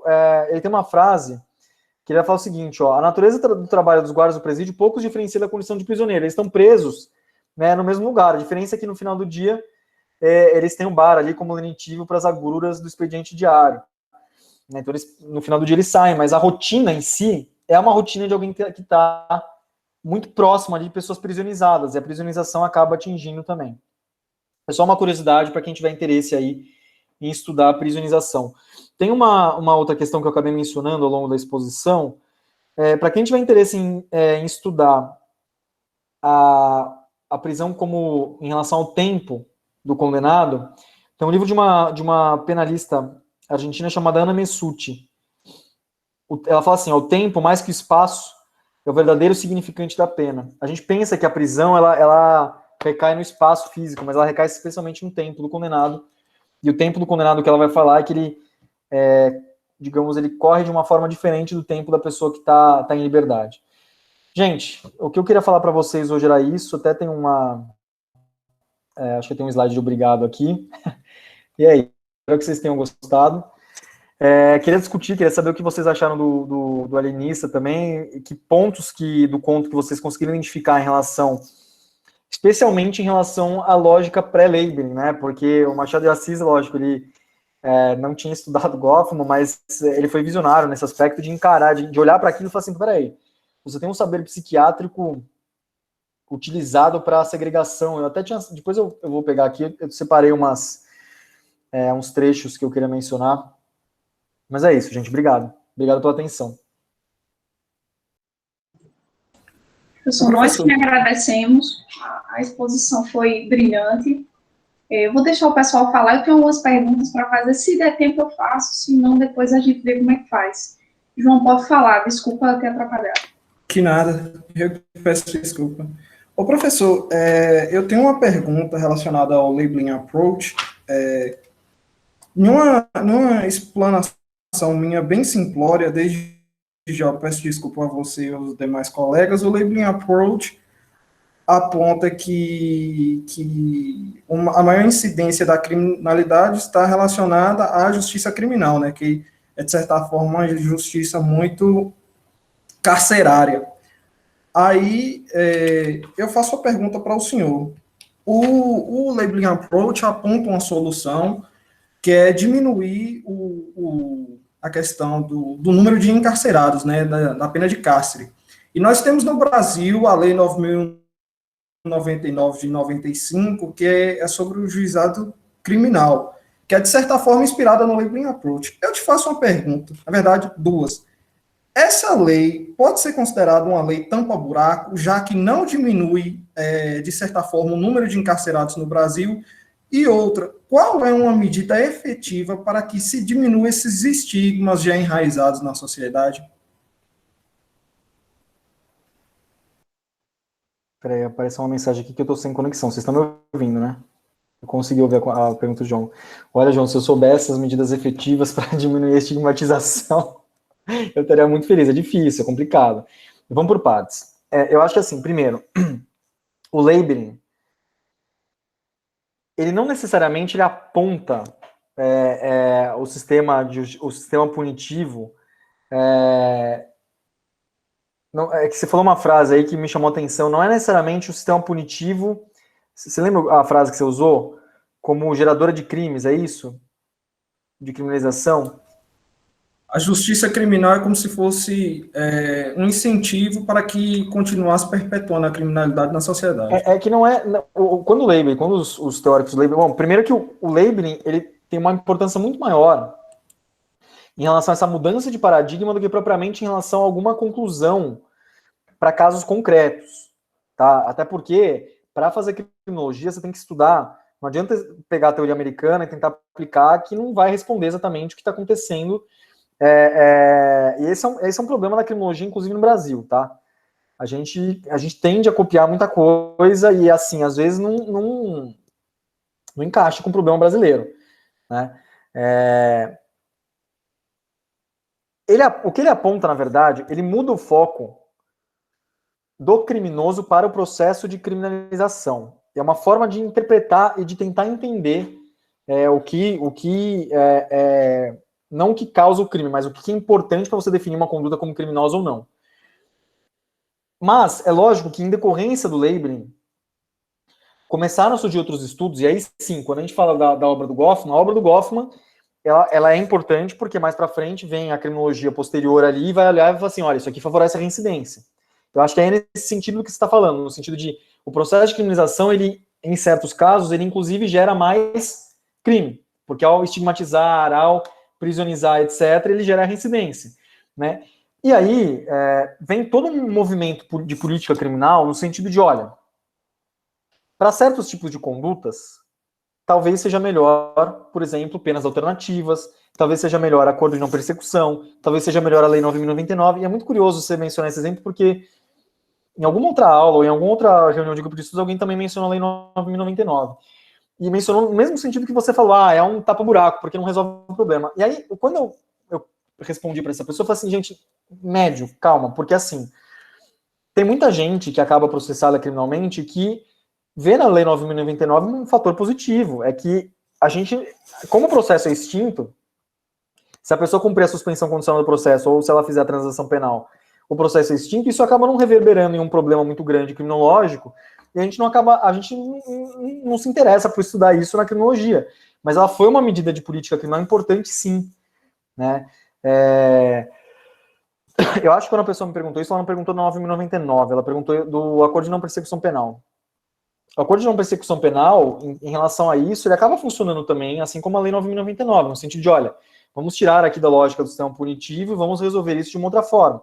Então, talvez pensar nesse tipo de medida e calibrar o sistema para que condutas que não sejam consideradas tão graves não sejam tratadas com tanto rigor punitivo, com penas estigmatizantes, especialmente pena privativa de liberdade. Você teve um movimento recente em 2019, um exemplo disso. O pacote anticrime, né, aquela lei no final de 2019, ele agravou muitas penas. Então, nesse sentido, ele recrudesceu muito o sistema punitivo, especialmente em relação às penas estigmatizantes, etc. Mas, por exemplo, no caso de estelionato, a ação penal de estelionato mudou. Exige representação da vítima. Então, são formas de racionalizações político-criminais para tentar evitar as consequências. Agora, para estudar essas consequências, talvez o labeling não seja a fase da criminologia mais, digamos, não mais adequada, porque ele é importante, mas a criminologia crítica em relação a esses desníveis do sistema e as consequências do sistema punitivo, em relação à estigmatização, provocação de desigualdades, né, aumento de desigualdades, a criminologia crítica vai ser muito mais importante em relação a isso do que propriamente o labeling. De novo, o labeling, ele é importante por mudar a criminologia, muito mais por isso do que propriamente por teorias criminológicas concretas. Embora, desculpa, eu gosto de falar dessa matéria, então eu acabo falando mais do que deveria, mas essa questão da desigualdade, do sistema punitivo, é muito interessante ver como o Sutherland já tinha falado sobre isso lá atrás. Vocês estudaram o crime de colarinho branco também. Ele já falava dessas desigualdades, de como o sistema punitivo ele era seletivo, etc. Né? Mas quem vai, de fato, levar o título por esse tipo de exploração é a criminologia crítica. O que mais, gente? Mais alguém tinha levantado a mão aí, eu acho. Rebeca. Professor, primeiro eu gostaria de parabenizar por sua fala. Como você mesmo falou, hoje é dia da luta antimanicomial, e apesar de já ter se passado tanto tempo, nós ainda temos diversos casos de violência contra pessoas com saúde mental em algumas instituições que deveriam ser mais humanizadas. Atualmente, nós tivemos a tentativa de tirar o tratamento psicológico e de saúde mental do SUS, países tentando adotar novamente tratamento através de choques em pessoas com problema de saúde mental, só que minha pergunta vai se distanciar um pouco das instituições. Eu estava falando com a Gabi que eu estava querendo fazer um trabalho relacionando o caso de Madeleine McCann, aquela menininha portuguesa que desapareceu já tem bastante tempo, com os meninos que desapareceram no final do ano passado no Rio de Janeiro. Os 3 meninos negros que moravam na favela, porque quando a gente para olhar, o caso da Madeleine continua causando muitos comentários dentro da sociedade, tanto que ontem saiu no Twitter que tinham descoberto quem matou Madeleine, que ela tinha sido morta em Portugal, isso e aquilo, e você não vê tanta discussão em relação aos meninos, mesmo sendo do nosso país. Aí hoje eu estava vendo, como também é o dia de combate à violência sexual contra criança e adolescente, eu fui estudar também sobre o caso Araceli, que a menina foi morta, estuprada, carbonizada, drogada, etc. Só que também o caso não deu em nada, levando em consideração que na época o Brasil passava por um período de ditadura, como no caso Ana Lídia, que foi outra criança que também sofreu violência sexual. E então houve um certo ofuscamento da mídia sobre esses casos. E também são 3 casos que não foram solucionados. Aí eu queria saber, na sua perspectiva, como que o governo em si, as figuras políticas que atuam na sociedade nesses momentos, influenciam na resolução desses casos. Se você acha que influencia ou não. Em termos de repercussão, eu acho que o que repercute mais é difícil falar assim, como se tivesse uma regra geral, né? Até porque você está comparando aí casos que um caso aconteceu na Europa, um caso que aconteceu no Brasil, são contextos muito diferentes. Eu acho que tem uma questão que o Zaffaroni fala, que o sistema punitivo, enfim, ele não dá conta de apurar todas as condutas ilícitas que acontecem, então acaba tendo ali a seletividade. E uma das coisas que pauta o sistema punitivo para que ele vá atrás de determinados casos e resolva, é a repercussão midiática. Então, se a mídia ela fica em cima, se há, por exemplo, no caso que você mencionou na Inglaterra, a mídia inglesa ela é muito sensacionalista e ela está sempre relembrando e sempre mencionando aquilo. Né? Então, a mídia ela é um comportamento, ela é um componente que não dá para desconsiderar em relação à reação punitiva, e aí vai desde a investigação até propriamente a punição de condutas, né? Então, acho que talvez seja muito mais importante, não existe fórmula pronta para essa pergunta, Rebeca, eu estou conjecturando aqui. Eu acho que talvez a mídia ela seja importante em tentar pautar, até porque aí vale para os dois lados também, né? Porque dependendo do que é pautado, isso acaba desembocando em políticas criminais imediatistas, de recrudescimento punitivo. Então também tem toda essa questão. Mas eu acho que talvez tenha muito mais a ver com uma questão midiática, propriamente, de atenção. Agora, sim, depois eu posso até pensar em algum artigo que eu lembro que possa eventualmente te ajudar nessa pesquisa, mas agora de cabeça não lembro. Eu tenho quase certeza, talvez algum artigo da professora Vera, mas enfim, depois a gente pode conversar, tá bom? Quem mais, gente? Você citou. Pode falar? Eu vou fazer uma complementação só aí no pensamento de Rebeca, porque ela estava falando, e como é uma coisa que a gente já vem discutindo já há alguns dias, então parece que está mais fresco para mim. A ideia que a gente desenvolve, quando ela mencionou esses casos, a gente tinha acabado de começar a falar sobre a teoria da reação social. Então, é basicamente isso, pegar essas ideias que socialmente interessam mais. Quem é que vai fazer mais falta se sumir? Eu até fiz essa comparação e aí eu falei o seguinte: se fossem 3 crianças, e aí eu vou levar em consideração a cor da pele, vou levar em consideração a classe social, vou levar em consideração o lugar que elas moram, a escola que elas frequentam, a família que elas pertencem, isso vai fazer muito mais, isso vai ser muito mais relevante para a mídia tentar resolver aquela situação que 3 crianças faveladas, que nem tem nome, são 3 crianças faveladas. É aí que bate o ponto, e talvez seja o comparativo que ela esteja querendo fazer em relação a uma realidade internacional. Sabe uma coisa que eu lembrei agora? Essa questão da seletividade, o que o Zaffaroni e o Nilo Batista vão falar é o seguinte, que a seletividade ela não é só criminalizante, ela também é vitimizante. A seletividade, ela também ela seleciona ali quem que vai ser, no sentido de quem que vão ser as vítimas preferenciais, né? E eu acho que talvez seja um caminho para estudar isso, e é lógico.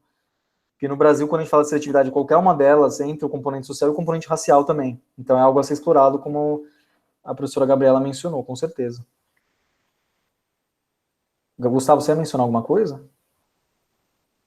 Eu ia falar, a Gabriela também falou sobre a questão social da vítima, né? Acho que influencia muito no andamento do processo, a mídia também, mas eu acho que hoje no Brasil, nessa questão, a questão social, acho que pesa muito para que ocorra, né, de uma maneira mais correta possível. E tem tudo a ver com isso, com essa questão de seletividade, né? Com a atenção que é destinada a certos casos, em como que o sistema punitivo ele reage em relação a certos casos. Eu acho que vale a pena vocês darem uma olhada nesse começo do livro do Zaffaroni aí. Mas, assim, tem outros tantos livros que vão estudar a relação entre questão racial e o sistema punitivo. Eu acho que não sei se o livro da professora Ana Flausina chama Corpo Negro Caído no Chão. Talvez seja uma boa referência para... Você conhecia, Rebeca, esse livro? Professora Ana Flausina. É uma boa referência. O que mais, gente? Alguém leu o conto? O que vocês acharam? O que vocês identificaram? Fala, Emerson. Tá me ouvindo? Tô sim. Boa noite, Rafa, tudo bom?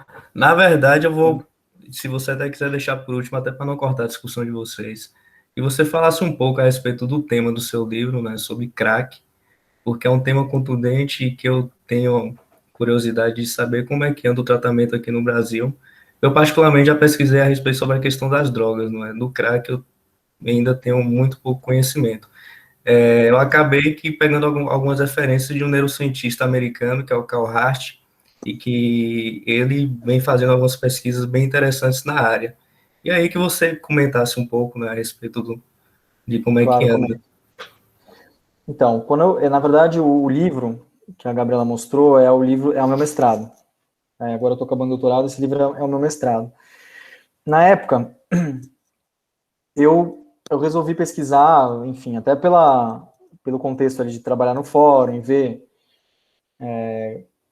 processos em que tinha usuários de drogas que acabavam presos, não pelo artigo 28, porque não tem mais pena privativa de liberdade, né, mas pelo próprio artigo 33, enfim, aquilo me chamou a atenção e eu comecei a estudar essa questão. E aí, quando eu comecei a estudar isso, eu percebi que existia um movimento meio que paralelo na história entre o que aconteceu no Brasil, mais ou menos ali em 2012, e o que aconteceu nos Estados Unidos na década de 80. Nos Estados Unidos, na década de 80, também houve o que eles chamaram na época de epidemia do crack, que foi aquela comoção social em relação à questão do crack, aquele discurso, enfim, um discurso político de repressão, né? Olha, tem que acabar com isso antes que isso acabe com a sociedade, isso vai destruir as famílias, e enfim. E aí, isso acabou gerando um movimento político criminal nos Estados Unidos que diferenciou a pena do porte de crack para as demais drogas. E diferenciou, assim, aplicou penas muito mais altas, né? E isso acabou sendo uma das causas que a Michelle Alexander fala naquele livro que foi traduzido para o português como A Nova Segregação, que em inglês chama The New Jim Crow. Ela fala que a guerra às drogas, especialmente nesse momento aí em relação ao crack, na década de 80, e essa diferenciação da lei, ela é um dos componentes principais para o encarceramento em massa que aconteceu nos Estados Unidos e que, enfim, os Estados Unidos estão tentando reverter até hoje. Dentre outras medidas político-criminais que acabaram sendo implementadas por conta dessa questão do pânico moral. O pânico moral é um conceito criminológico que derivou dessa época aí dos anos 80. O Carl Hart, ele fala isso, é um preço muito alto o nome do livro, né? O livro que ele vai explorar isso. Então, por exemplo, nos Estados Unidos não era muito comum, até mais ou menos essa época, a questão da abordagem para averiguação. Não era normal parar alguém na rua e falar assim, ó, deixa eu olhar sua mochila, deixa eu olhar para onde você está indo. Essas políticas criminais de tolerância zero, elas estão muito vinculadas a essa questão das drogas ali no contexto dos anos 80. E primeiro, elas acabaram atingindo quem, vocês acham? Atingiu os bairros mais nobres das cidades? Não, acabou atingindo a população mais vulnerável, especialmente a população negra e população latina das cidades americanas. Né? Então, a seletividade ela acabou operando por esse caminho. E, além disso, houve uma série de relativizações de direitos. Inclusive, a Suprema Corte americana começou a relativizar um monte de direitos que eles tinham na época consolidados já. Então, por exemplo, essa questão da abordagem aleatória. Eles começaram a permitir isso em termos constitucionais, algo que não era permitido. Então, para você ver como a política criminal, ela não opera só na hora de fazer a lei. Não é só isso que é política criminal, não é só criminalização primária. É também o modo como a lei é aplicada, também é o modo como o judiciário interpreta essa lei. E aqui no Brasil a gente começou a questão do crack, era uma questão local, era tratada de uma forma local, especialmente em São Paulo, no centro de São Paulo, que é conhecido como a Cracolândia, até mais ou menos o final dos anos 90. E a partir daí que o uso começa, né, o uso da droga começa a se espalhar pelo Brasil, e isso acaba entrando no debate eleitoral também. Então você começa a ter ações de repressão mais intensas, propostas de mudança na lei de drogas, especialmente em relação ao crack, e isso eu menciono no livro. Tem um capítulo que eu menciono os projetos ali que tentavam diferenciar, e aí a gente começa a ver esse paralelo que eu mencionei para vocês, como a resposta punitiva é muito parecida, né? Só que o resultado lá foi um encarceramento sem precedentes. Você começa a ter um discurso na época, campanha presidencial de 2012, você começa a ter um discurso muito parecido com o que teve nos Estados Unidos na década de 80. Os candidatos ali tentando disputar para ver quem que seria o mais responsável para lidar com essa questão, né? Quem que teria ali a maior expertise, quem que reagiria da forma mais correta. Então, você perguntou do livro, o livro ele vai abordar esse paralelo histórico, como que a política de drogas vai atingir a população vulnerável, porque, enfim, é uma população que está muito associada ao uso do crack, né? Então, como que isso vai moldar a política criminal? Eu falo um pouco disso no livro também. E eu analiso ali como que a política criminal ela foi sendo modificada por conta disso. Faltou uma coisa que eu não fiz no livro, que eu não tive, não dava para fazer na pesquisa ali, até por uma questão de tempo, era tentar analisar, porque eu analiso a postura dos executivos, né, até 2016, e do legislativo, em relação a essa questão. Mas faltou analisar do judiciário, porque lembrando que política criminal é feita pelos 3 poderes, né. Mas quem analisou isso de uma forma muito bem, não especificamente em relação a crack, mas em relação a outras drogas, foi o Marcelo Semer, num livro chamado Sentenciando o Tráfico. Ele analisa como o judiciário interpretou aí a lei de drogas, então acho que talvez valha a pena. Tá bom? Era mais ou menos isso, Emerson? Sim, na verdade, aqui no Brasil, no que se refere à droga, eu acabo que tomando como referência o Valois, não é? Que ele tem um livro bem interessante que pega a partir de uma perspectiva histórica que ele vai fazer toda essa descrição.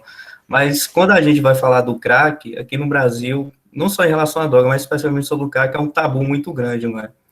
E aí é interessante saber que Mas você sabe que tem bastante pesquisa sobre isso, viu? sobre drogas eu percebi que tinha, agora sobre o crack aqui, especificamente no Brasil, eu não consegui achar muita coisa.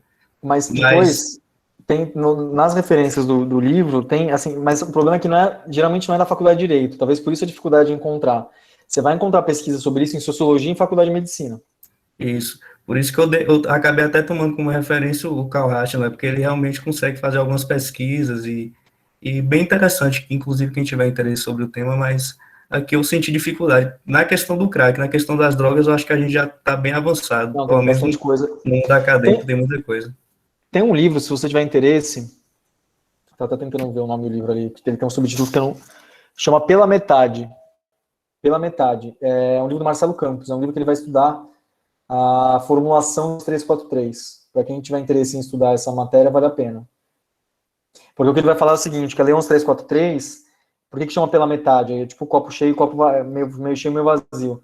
Que ele vai falar que é um copo meio cheio para punição e meio vazio para atenção à saúde. Então ele vai fazer essa metáfora aí para explicar a lei de drogas. É bem interessante. Tem mais, gente? Bom, gente, se vocês também, eventualmente, tiverem alguma pergunta, pode depois encaminhar alguma coisa que vocês estejam estudando, que queiram alguma referência bibliográfica. A gente vai conversando, porque o que importa é estudar criminologia e desenvolver a disciplina, né? Acho que é isso. Estudar criminologia todos os dias é um incentivo. Lucas, pode falar, se abre o microfone. Boa noite, professor. Muito obrigado pela explanação, realmente muito boa. E eu queria, na verdade, assim, deixar uma pergunta que é muito mais pessoal do que em relação ao conteúdo. Na verdade, a teoria do Leibniz, ele passa a encarar a criminalidade, acho que não mais por uma realidade objetiva, ontológica, né, mas a partir de um caráter definitório. A gente até acabou falando isso aí um pouco. E o professor Eduardo, que é uma grande referência aqui, tanto para mim, eu acho, quanto para a Gabriela, chega a falar no livro dele que se inverte a lógica, se inverte a ponta da lança.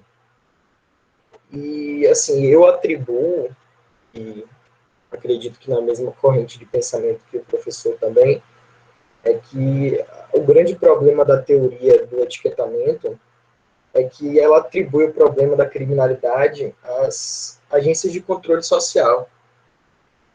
E eu te pergunto assim, como é trabalhar na defensoria, que é uma agência de controle social que, na verdade, inverte a lógica? Porque quando se fala do Estado, principalmente da persecutio criminis, a gente tem o Ministério Público, a polícia e a figura do juiz também, que está muito mais voltada para a persecução do que para a defesa daquele indivíduo que cai na malha, né, da criminalidade. Então, eu queria que o senhor falasse um pouquinho. Ótima pergunta, Lucas. Lucas, tem duas coisas que eu queria comentar em relação a isso. Até porque, deixa eu só interromper para complementar a pergunta, desculpa.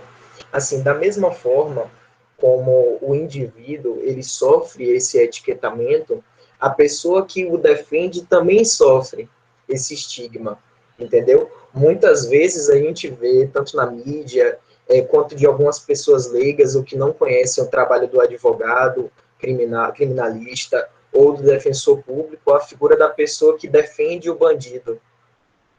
E isso é muito comum o advogado de bandido, exatamente, Rebeca. E isso é muito comum a gente ouvir ainda nos dias de hoje. Então, eu queria que o senhor, por favor, falasse um pouquinho. E me desculpe a interrupção, mais uma vez. Imagina. Vamos lá, são várias coisas, na verdade. Bom, primeiro que essa questão da confusão entre o defendido e o defensor é uma coisa comum, mas que na prática você acaba aprendendo como lidar com isso, né? E hoje, eu acredito que as defensorias, de uma forma geral, elas já se estruturaram muito melhor, muito mais do que elas tinham, do que elas eram. Por exemplo, quando eu entrei na instituição, entrei em 2009. Então, há um reconhecimento muito maior e há um respeito, e mesmo no sistema de justiça, eu acho que essa situação melhorou bastante, assim. Agora, confusão sempre vai existir, mas aí é falacioso, né? Não tem como... por mais que, é lógico, a gente tente explicar que não é a mesma coisa, que não se confundem, mas se a pessoa quiser confundir, não tem muito o que fazer, né? Espero que não confundam. São questões completamente separadas e que decorrem de princípios constitucionais, de defesa, de contraditório, etc. Sabe uma coisa que eu lembrei quando você começou a sua pergunta? Tem uma questão, aí você falou como é que lidar com isso, né? Depois que você descobre as distorções e do sistema punitivo no sentido de desigualdades, de estigmatizações, etc. O problema é o seguinte, né? Eu sempre converso com os alunos dessa maneira. Você é defensor, chega a pessoa na tua porta, na porta da sala da defensoria e fala assim, olha, eu estou sendo processado. E aí você vai responder como? Você vai falar assim, então, não, olha, porque o sistema penal ele gera desigualdades, então eu não vou te defender nesse caso. Você tem que atuar ali, enfim, da melhor forma possível para tentar melhorar a situação e, enfim, você está defendendo aquela pessoa. O Zaffaroni fala um pouco disso, até porque o Zaffaroni era juiz também, né? Então, como eu falei para vocês, são dilemas de uma criminologia que nasce no mundo do direito, Lucas. Esse é o problema, né? Na verdade, é um problema, não chega a ser exatamente um problema, mas em algum momento você vai ter que lidar com esse dilema. Olha, eu descobri aqui que o sistema penal é seletivo, estigmatizante, gerador de desigualdades, mas eu atuo no sistema de justiça criminal. Enfim, o Zaffaroni, ele usa uma metáfora que é muito interessante. Ele fala assim, olha, não é por isso que a forma como ele encara a questão, ele faz uma analogia com a guerra. Ele fala assim, a guerra é um fato. Existe o direito humanitário que tenta melhorar um pouco a situação da guerra. Ninguém deslegitima o direito humanitário por isso. Ele fala que a função aqui do penalista, criminólogo, que entende essa criminologia pós-Leibniz, seria mais ou menos uma espécie de cruz vermelha. Você tenta reduzir um pouco os danos. Você tenta... a partir de princípios e garantias e tentando ali minimizar um pouco os danos de um fato. O poder punitivo é um fato, é isso que ele fala, né? Então você tem um direito penal, uma forma de interpretar o direito penal é uma forma redutora, uma forma de você conformar aquilo ali e tentar reduzir os danos que o poder punitivo causa. Então essa metáfora do Zaffaroni é uma metáfora bem interessante. Tem uma outra questão que eu lembrei quando você começou a falar. Você falou assim, não, labeling como... ele aponta ali o sistema punitivo, mas só um parênteses. A criminologia pós-labeling, passando aí pela criminologia crítica, em algum momento, o Zaffaroni, ele fala sobre isso também, né, pensando aqui nessa nossa principal referência da América Latina. Em algum momento a criminologia vai parar e falar assim, não, peraí, o crime não é só resultado do sistema punitivo, não é só isso. E também existe um tipo de criminalidade que é real, e que atinge especialmente a população vulnerável. A criminologia não pode ignorar isso. Né? Então, é aí que começa o realismo criminológico, considerado o realismo criminológico de esquerda, na Inglaterra, etc. Então, vejam, por isso que é sempre importante a gente entender a história da criminologia, mas no contexto em que ela surge. O labeling é importante, Lucas, para romper paradigma, para mudar. Mas o que vem depois vai aprofundar, aí essa criminologia crítica originária vai aprofundar a crítica, mas depois vai ter uma criminologia também que vai olhar e falar assim, pera, ok, mas tem uma parte aqui que a gente não pode desconsiderar. Existe uma criminalidade que ela não é produzida pela mídia, ela é real. E essa criminalidade a gente tem que saber como interpretar isso criminologicamente, porque ela está atingindo a população vulnerável.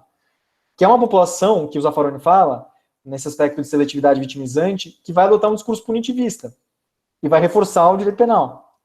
Então a criminologia não pode ignorar isso também, né?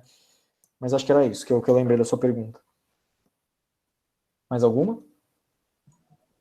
Gente, ninguém vai fazer nenhum comentário a respeito do livro. Eu pedi que vocês lessem. Bom, eu queria só deixar minhas impressões. Oi, Larissa, Larissa, você fala antes de mim. Não, é porque o pessoal foi para outra discussão. Eu estava esperando o momento de vocês entrarem no alienista, porque Por favor. tem muita coisa para falar. Mas, enfim, pode começar a inserir Pode, por favor. sobre o alienista? Então, assim, ler a obra, eu já tinha lido antes, né, há muito tempo, mas ler a obra novamente, assim, com a perspectiva criminológica, as discussões que a gente teve sobre teoria social agora, e com Gabi também anteriormente, trouxe uma diferenciação muito grande para mim, porque de início parecia que era uma sátira só à ciência daquela época, né? E que ficava entre aquele limite de razão e loucura, simplesmente, mas acaba que vai muito além disso, e a gente percebe muito várias coisas que Rafael falou durante a aula dele, a exposição dele, do estigma, né? Que já começa ali, de início, a Casa Verde, a gente denomina um local específico da cidade, e aquele local tem todo o estigma da loucura. Ali vai ficar os excluídos, as pessoas que não podem ser inseridas em sociedade, elas têm que ficar presas em algum lugar. E aí é muito interessante, assim, o que eu gostei muito na obra, o que eu acho muito legal, é a construção do alienista, de Simão, né, que ele começa como um cara que ele foi totalmente glorificado, e a ciência acaba dando poder a ele para construir e organizar uma sociedade dele. Vira um poder político e acaba que às vezes até se mistura, né? Porque tem momentos que ele se mistura com a política e a ciência, e aí cria aquele misticismo em cima dele, que ele é superior, e aí fica aquela coisa, uma superioridade de linguagem, como se ele soubesse muito, e o resto da sociedade não. E aí tem uma parte do livro que eu acho muito interessante, que ele fala que ele subdivide primariamente, né, os loucos mansos e os agressivos. E aí ele fala que os mansos vão ficar soltos à rua e os agressivos eu vou prender. Eles vão ficar em suas alcovas, cada um em suas alcovas.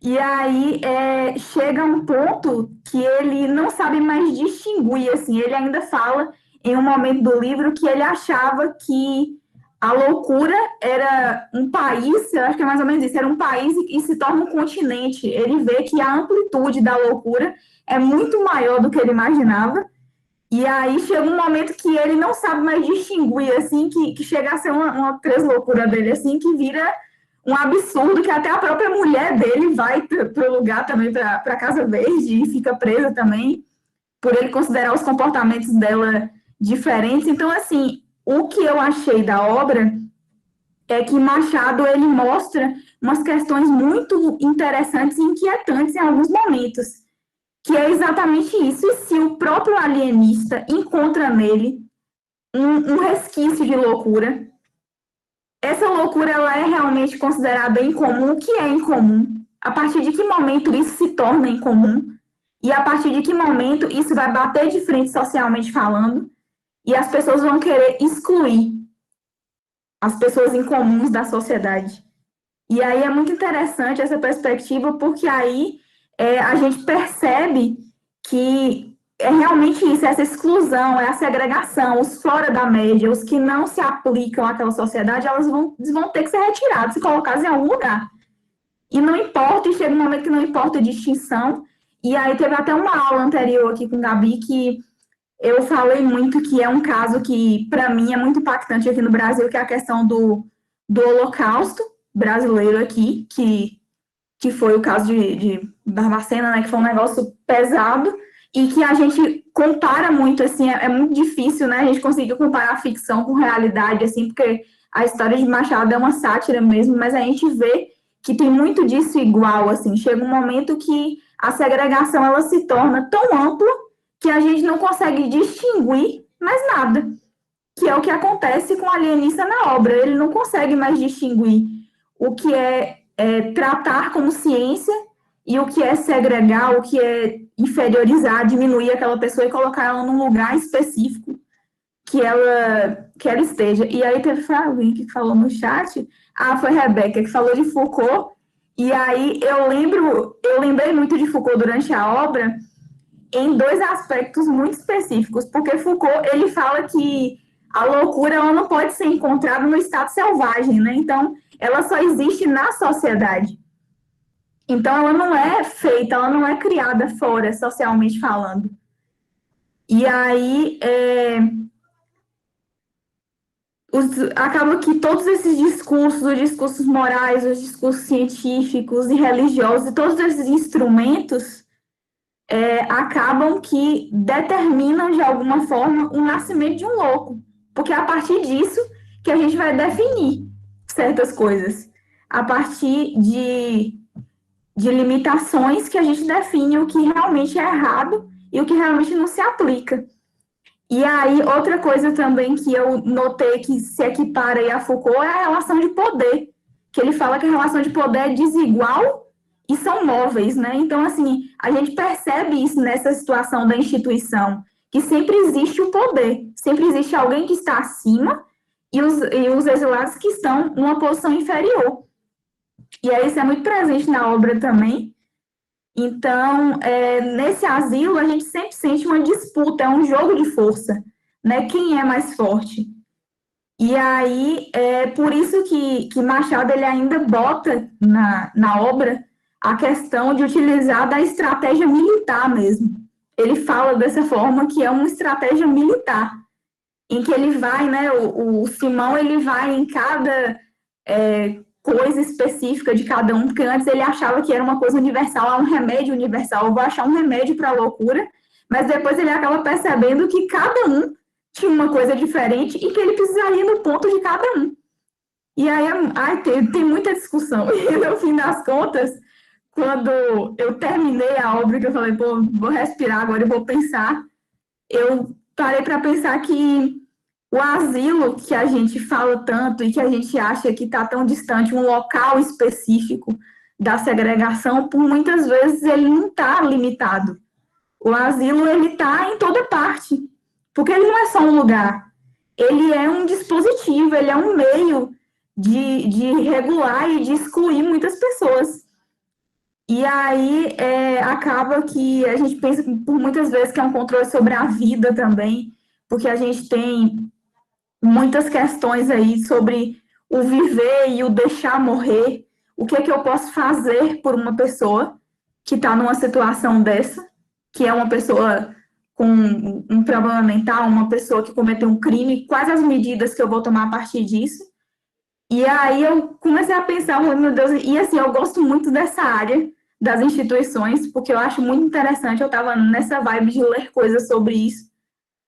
E aí eu li outra obra que eu gostei muito, que é 10 Dias em um Manicômio, que é a história de uma jornalista, Nelly Bly, que ela se passa de louca, ela finge que é louca em um determinado momento, para ela ser internada em um hospício em Nova York. E aí, a partir disso, ela consegue mostrar tantas realidades sociais que não eram vistas, e ela foi uma percussora da luta antimanicomial, e ela trouxe muita diferença nesse sentido, porque ela mostrou que, principalmente naquela época, que eu acho que o livro é de 1800 e alguma coisa, 1880 e pouco, então ela trouxe uma realidade, muitas vezes ali, que mulheres que infringiam alguma norma social eram trancafiadas no manicômio, porque elas iam contra um preceito social. E muitas outras pessoas que eram consideradas infringidoras também passavam por esse processo de serem excluídas. Então, eu acho muito interessante, assim, e eu comecei a ler a obra de Goffman, mas eu não terminei, por isso que de início eu fiquei quieta, porque tem muito chão ainda pela frente, mas eu gosto muito do tema, e eu acho muito interessante, e eu achei que a obra de Machado se encaixou muito bem tanto no que Rafael falou hoje, no que Gabi falou, nas discussões que foram pertinentes aqui durante a aula. É muito legal, gostei muito. Posso comentar algumas coisas, Gabriela, por favor? Eu achei brilhante a exposição da Larissa. Larissa, a frase que você falou é assim, ó. A loucura, objeto dos meus estudos, né, o alienista falando, era até agora uma ilha perdida no oceano da razão. Começo a suspeitar que é um continente. Ele fala isso no conto, né? Exatamente. Muito legal. Nossa, ela mencionou vários pontos aí que são interessantes. Eu até lembrei que eu esqueci de falar de um texto, porque ela falou dessa questão, Foucault, essencial para estudar essa questão do tratamento manicomial. Tem um artigo do Luiz Dantas, que chama O Alienista, de Machado de Assis, a loucura e a hipérbole. Luiz Dantas, O Alienista, de Machado de Assis, a loucura e a hipérbole. Porque aí, nesse texto ele vai analisar pela perspectiva do Foucault. Luiz Dantas. E eu esqueci um outro texto também que é interessante, que é um texto do Thomas Ass, que chama O Mito da Doença Mental. Não sei se vocês já tiveram contato com esse livro, com esse artigo. Você já teve contato, Rebeca? Que você fazendo assim com a cabeça, ou não? Chama O Mito da Doença Mental. Eu fiz uma pesquisa relacionada a isso, relacionando a obra de Foucault com Coringa, então sempre você vê eles falando. Esse livro do Thomas Ass, do Mito da Doença Mental, é um artigo, na verdade, é um artigo curto, que vai meio que dar a perspectiva labeling em relação à doença mental, né? De como ela é socialmente construída. Não que ela não exista, ela existe. Mas da mesma forma que a conduta criminosa existe, mas para ela virar criminosa, a gente tem que rotulá-la como criminosa, ele vai fazer essa analogia com a questão da doença mental. Então, acho que é um artigo que é referência, assim, que vocês têm que ler. Fala, Rebeca. Acho que tinha gente levantada a mão antes de mim. Então, só deixa eu comentar algumas coisas que a Larissa falou. Uma coisa que eu queria chamar a atenção no conto é como, eu acho que talvez seja uma das questões mais interessantes. Quando muda o poder na cidade, porque tem lá a revolta, etc., a instituição se mantém. E é isso que ela falou, de como que o poder ele vai se associando com o tratamento psiquiátrico e vai se mantendo. Né? Ninguém fecha a Casa Verde no conto. Mesmo aqueles que mais criticaram a instituição total. Isso é muito interessante de ver, como ela vai se moldando. E isso que eu lembrei de uma outra referência. Tem a Casa dos Mortos, tem o Holocausto Brasileiro, que vai discutir o Barbacena. E tem um outro documentário que é muito interessante, que é um curta, não sei se é um curta, que chama Casa dos Mortos. Não sei se vocês tiveram contato com esse documentário. Ele vai analisar um hospital de custódia em Salvador, se eu não me engano. E é interessante, esse documentário deve estar no YouTube. E assim, teve uma coisa que ela mencionou que eu achei super interessante também, que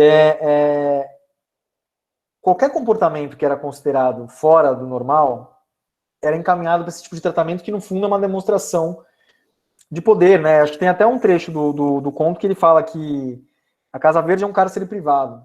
Mas não é só a questão da privação da liberdade, também a questão da medicalização, o tratamento, né? Tudo isso envolve ali, não é só o que é dentro da instituição total, é que a instituição total a gente está usando aqui como uma referência, já que a gente está estudando as escolas crinológicas, para fazer a análise do livro, mas não é só nisso, e por isso que tem toda a questão da luta antimanicomial, etc. Mas era isso, muito legal, Larissa.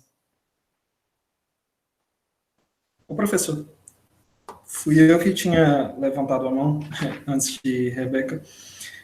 Sobre a minha observação sobre o alienista, eu li o alienista quando eu tinha 15 anos de idade. Né? Quando eu li a primeira vez, eu não tinha uma certa observação crítica, né? Só tem aquela observação do que é o Simão Bacamarte, por que ele fez isso, né? Não tem essa visão de um lado mais filosófico, até mesmo do lado mais criminológico. Acho que eu considero como uma leitura crua, uma segunda leitura, uma leitura mais observativa. Mas o conto do alienista, você percebe a crítica que Machado faz na fragilidade dos próprios direitos que a pessoa tem. Porque toda a sociedade, toda a cidade de Itaguaí praticamente estava dentro do manicômio. Né? E várias vezes no curso de Direito, nós somos levados a discutir sobre direito, princípios e garantias fundamentais. Aí, quando você lê o livro de Machado de Assis, você fala, pô, mas é a garantia fundamental desse povo? Garantia do contraditório, da ampla defesa, da presunção da inocência? Não tem. O senhor falou lá que o Machado passa numa rua e vê uma pessoa que foi o Mateus, né? O Mateus, ele fica rico quando vende celas lá. O Mateus fica observando a casa dele, e o Machado fala, e o Simão fala assim, que tipo de loucura é essa? Como é que uma pessoa observa uma casa assim, com tanto fervor, com tanto louvor? E outra coisa também que me chama a atenção, que é no capítulo 5, que é o capítulo terror, que é quando o Costa é internado, né? O Costa era uma figura muito gentil, né? Que tinha ganhado dinheiro lá, uma herança, e o Costa ajudava muitas pessoas, e o Simão achava isso extremamente estranho. Que tipo de loucura é essa? Né? Como é que uma pessoa ajuda a outra? E o Simão interna o Costa, aí a prima do Costa vai conversar com o Simão, e ela acaba sendo internada também, porque ela fala que é uma maldição. Aí fica aquela dúvida, o que a gente pode definir como loucura, né? Trazendo mais para um ramo da psicologia, o que a gente pode definir como loucura, né? Esse documentário que o senhor falou, eu tive agora na segunda unidade em psicologia jurídica, tanto que a professora até abordou com a gente. E fica essa pauta no ar, né? Porque o Machado foi citado aí, tanto o hospital de custódia de Barbacena, né? O Hospital Colônia de Barbacena. Parece que o Machado, na obra O Alienista, faz uma viagem no tempo e olha o que acontece em Barbacena. O Alienista é publicado em 1882. O Hospital Colônia de Barbacena, quando Barbacena adquire, é em 1903, eu acho. Então, são 21 anos, é pouquinho tempo, se pensar que Machado de Assis morreu em 1904, por aí. Então, assim, você percebe que o Machado, um professor meu de literatura falou assim, a gente vai morrer, mas as ideias e as obras de Machado não. Vai ser perpétuo para toda a vida. Então, assim, esse documentário também que o senhor falou, A Casa dos Mortos, me lembrou um livro do Fyodor Dostoiévski que chama A Memória da Casa dos Mortos, que é um livro que ele publicou. Dostoiévski é um autor russo, ele foi preso porque ele participou de uma revolta, né, contra o czar, foi preso na Sibéria, e lá são textos, como eu posso dizer, não tem uma linha de raciocínio, são textos que ele escreve durante a prisão dele na Sibéria, e ele faz uma análise dentro dessa prisão. Outro autor também que eu acho muito interessante pontuar é o Solzhenitsyn, acho que é alguma coisa assim, que ele escreve um livro chamado O Arquipélago Gulag, e lá ele vai dissertar como é que foi, só lembrando que o Solzhenitsyn foi um preso, né, no regime soviético, ele vai dissertar como é que foi a vida dele no campo de concentração do Gulag. Então, assim, o livro do Machado, a gente é levado, principalmente nós, estudantes de direito, é levado a discutir aquilo que a gente tem em teoria do direito, o que é direito fundamental, o que é o direito, né, e como esse direito vai ser aplicado na sociedade. É um livro fascinante, se der corda, a gente discute ele até amanhã, porque não só no aspecto criminológico, mas também no aspecto do ordenamento e das normas jurídicas, né, que esse livro é bastante relevante. Só foi essa a minha observação, professor. Muito legal. Ô, João, e você falou uma coisa que, assim, que é dessa questão dele ter sido muito visionário, né, porque uma coisa é ele perceber e descrever esse movimento manicomial que tinha na época. Outra coisa, ele descrever isso criticando uma perspectiva que na criminologia só vai surgir depois da década de 60 e 70. É isso que é mais curioso, né? É como ele não é a percepção, é como ele foi visionário mesmo, ele antecipou a crítica. Agora, é curioso você mencionar essa questão dos direitos, né? Tem um cara que é preso, que o personagem interna porque ele tá com ciúmes, se não me engano. Tem uma passagem lá que ele interna alguém por ciúme. Aí ninguém foi lá impetrou um habeas corpus pro cara, né? Ninguém questionou isso. É engraçado mesmo, essa questão jurídica não aparece, né? É muito bom, muito legal. Quando a Larissa estava falando, que eu falei que lembrei de Foucault, outro ponto também é justamente o fato do médico ele ficar tentando apontar quem é louco, quem merece ficar na Casa Verde. Me lembra muito que Foucault fala de que a história da loucura, que ele fala de que durante todo o tempo a sociedade ela sempre procurou alguém para segregar, alguém para ser considerado, alguém para afastar daquele ciclo social de normalidade. Tanto que ele fala que a loucura surgiu como uma substituição da lepra e das doenças venéreas, do que era antigamente.